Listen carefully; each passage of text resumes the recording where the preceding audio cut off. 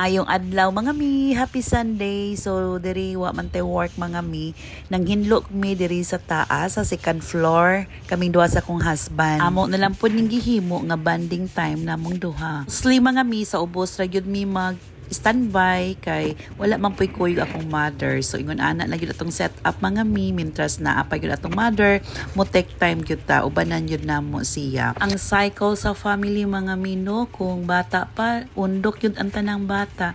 Then inig magdagko na iya nga family wala na panalagsa lang mo magkita. So na nalagyo usa mahabilin sa iya ang parents. So ako gi-design jud ko sa Ginoo di ay ani nga mo ako mag-take care sa akong mother.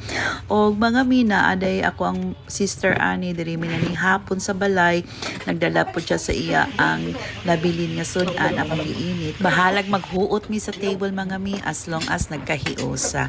And God bless mga mi hangtod sa sunod na ko nga mini vlog.